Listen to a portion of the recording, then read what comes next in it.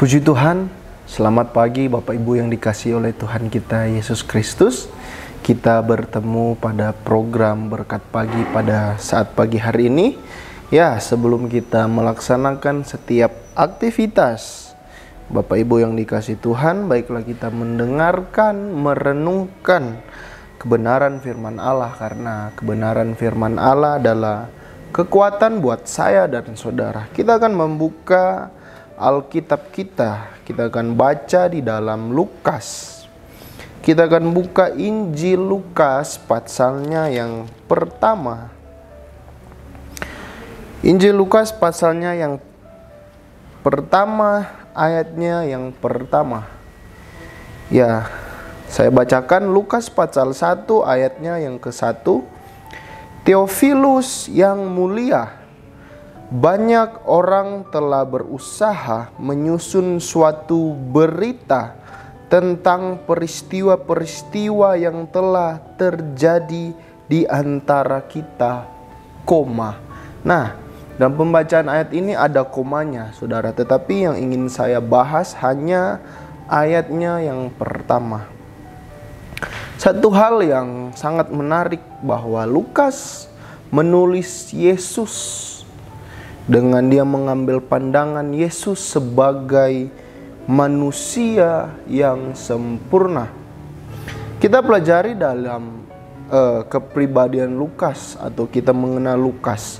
Lukas bukanlah seorang hamba Tuhan atau seorang yang terkemuka dari agama Yahudi. Bukan.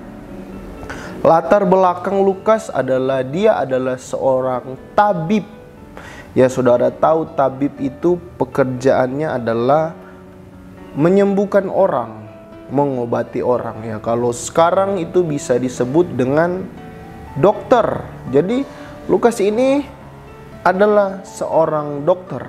Dia bukan seorang hamba Tuhan, tetapi dia menulis tentang Tuhan. Dia menyusun satu buku yang dia mengumpulkan dalam ayat pertama peristiwa-peristiwa yang dia dapatkan. Dia menyusun dan membukukannya. Dalam hal ini kita melihat bahwa Tuhan tidak pakai atau tidak harus pendeta, atau tidak harus hamba Tuhan, atau tidak harus orang-orang yang berteolog, pakar-pakar. Tidak, siapapun engkau, asal engkau membuka dirimu, engkau membuka hatimu, Bapak Ibu Saudara yang dikasihi Tuhan, kalau mempunyai hubungan dengan Tuhan sebagai Allah, sebagai penguasa, siapapun engkau, Tuhan bisa pakai. Hal itu yang kita bisa dapat dari seorang Lukas. Lukas adalah bukan Yahudi. Ya, dia bukan orang Yahudi. Lukas adalah seorang Yunani.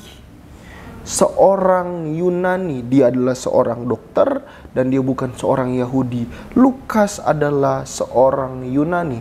Bapak Ibu yang dikasihi oleh Tuhan Yesus Kristus, di dalam sejarah Alkitab atau dalam kita mempelajari firman Tuhan, bangsa Yahudi atau orang-orang Yahudi itu melihat orang yang di luar Yahudi itu adalah orang kafir.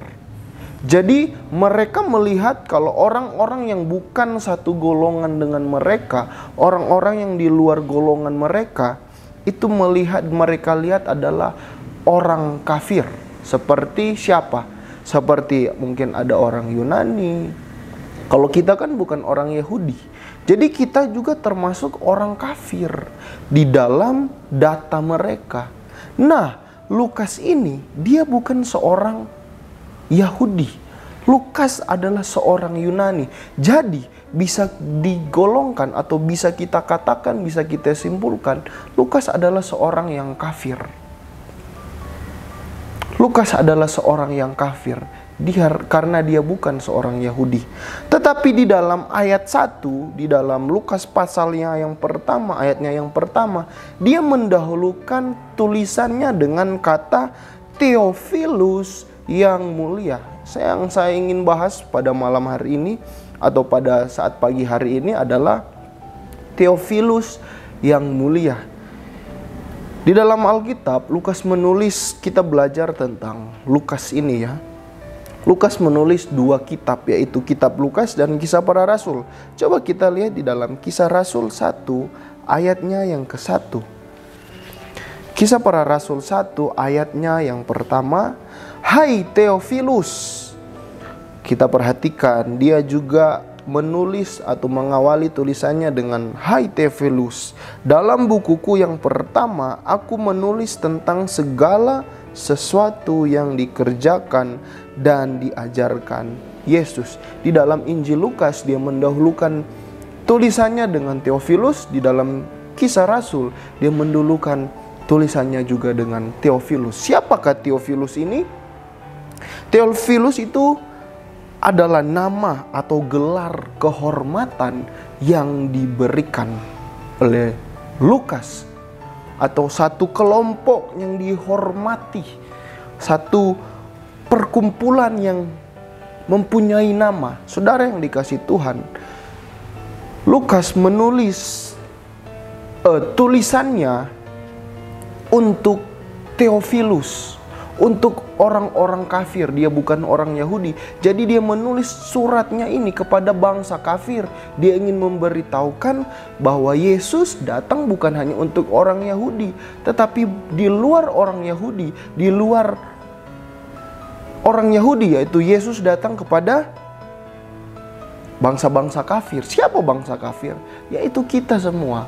Bapak, Ibu, dan saya dan saudara itu kan bukan termasuk orang Yahudi. Kita adalah Theophilus.